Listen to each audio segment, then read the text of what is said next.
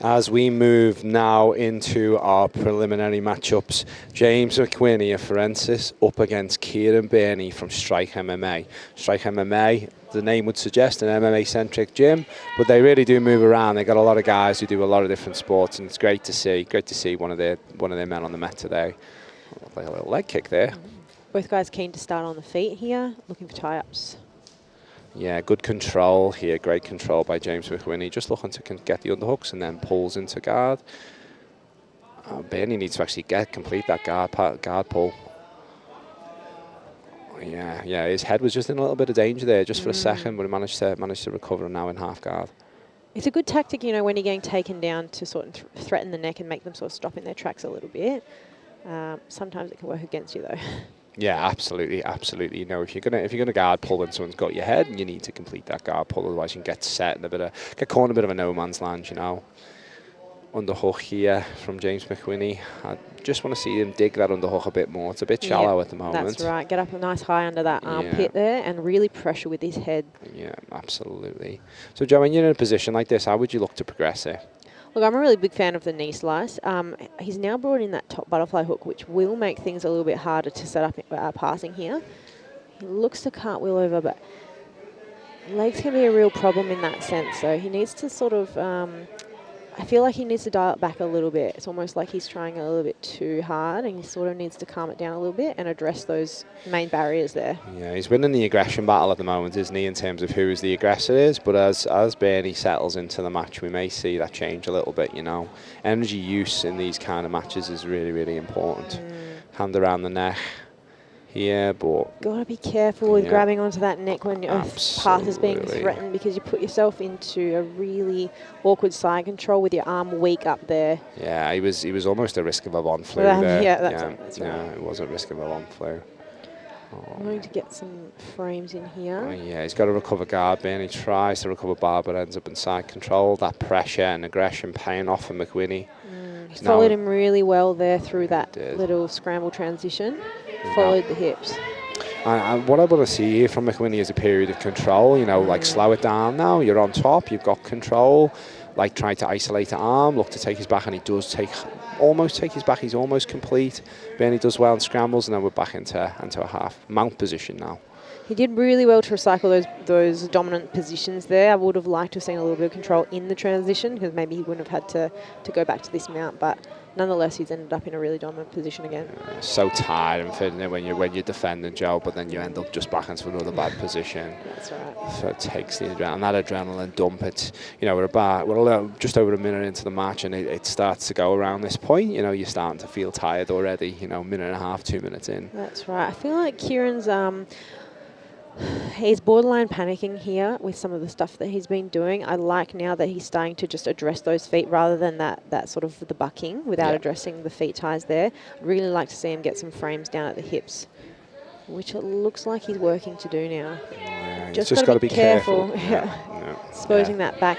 Whenever you're framing up like that, with the back, you don't want to turn more than sort of like 45 degrees to 90 degrees, because once you get 90, your back's at risk there. Yeah, it was a mistake there by McWhinnie, a rare mistake, which meant that he lost the position he was in, but he's done well to recover back up again into an attacking position, tries for the arm but loses it.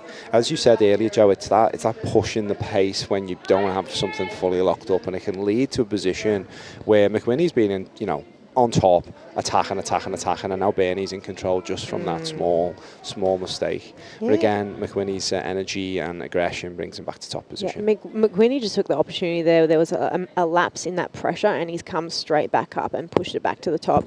Quite often you'll see people who are aggressive like that. You know, if there's any backstep, they're going to come straight back on top, get back to their feet, because they're comfortable being on their feet. They're comfortable doing that wrestling, getting on top. Absolutely, Joe. Couldn't agree more.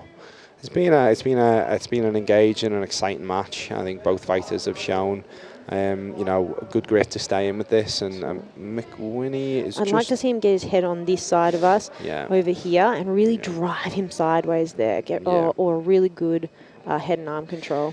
Birney's trying to work that wrist control, isn't he? But he's just being flattened out a little bit by McWhinnie's pressure, and that you know, is to a degree negating any offence that he can actually set up. You know, if you're going to have that control, you need to also give yourself the space to play with it, you know. That's right. Well, just sitting, not quite getting it. We got caught in two minds between the triangle and almost like a headlock guillotine type of position. Birney could work to his feet here if he wanted to, but he's just sitting in that position, trying to fight the hands. Yeah, I'd really like to see him get to his feet at that moment. Yeah. Fight the hands as he gets to his feet and bring it back up. Absolutely, because when you stay on your knees, you're kind of caught in that no man's land. You know, you can be attacked. You're not on your, you know, you're not coming up to a position where you can actually, you know, defend yourself properly. You know, you're actually quite vulnerable there. Birney looking for that head again, but McWhinnie's such a athletic kind of presence. I don't think that's going to be something that's going to work for him. You know what I mean? He's going to have to actually change up his offense a little bit. Yeah, that's right. Look, every time I see Birney's arm go up for that guillotine, he starts looking really weak. You know, he's getting his arm above that sort of shoulder level to get the guillotine. If it starts going above shoulder level, you become a bit too weak to pull it off, and you end up putting yourself in a worse position. Yeah, and then you when you say susceptible, Joe, you're absolutely right, because you're susceptible to the guard pass. You're susceptible to being moved into side control. A reset here with Birney, almost getting the Kimura position. McWhinnie's going to have to do well to defend that there, which he does. He does excellent well, moves to south control, looks for the armbar. Birney stands up and gets at it. Well done from Birney there. That was a really great turning of the tides there in that submission hold. As you come around the corner, you almost put yourself at your own risk of your Kimura armbar there. So that was well played. That's right, when you move to north-south. McWhinnie gets on top, looks for the straight ankle lock. Looking to lock it up. McBurney does well to pull out.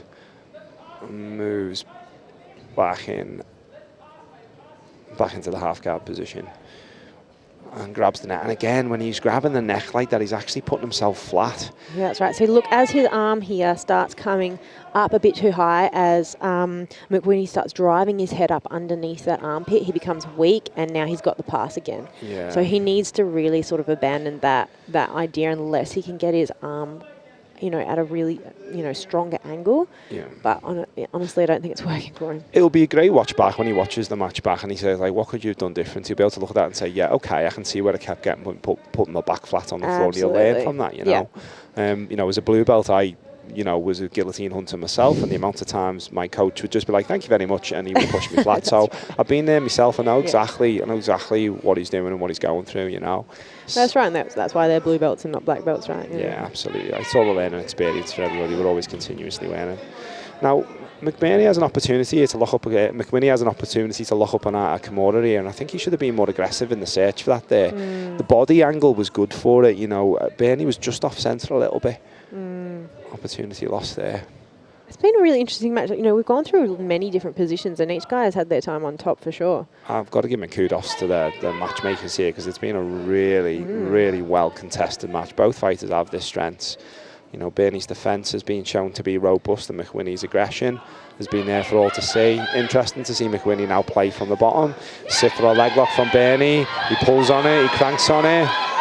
The crowd respond to that. McWhinnie's in a bit of trouble. He needs to actually break those controls on his leg and keep defending the leg lock. And we don't want to see him go. We don't want to let him go belly down here, because that's going to work really hard against him. Yeah. He's doing well to keep the angle of his body there, just safe enough.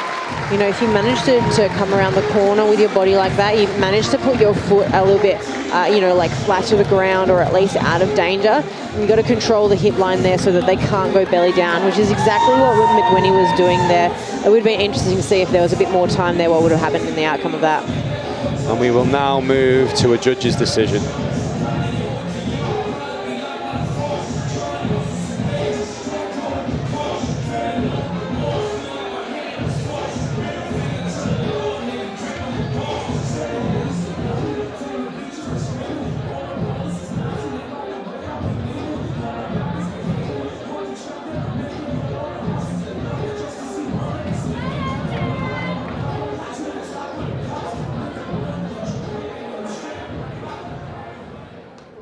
Ladies and gentlemen, your winner by judge's decision, fighting out of the blue corner, James McWhinnie!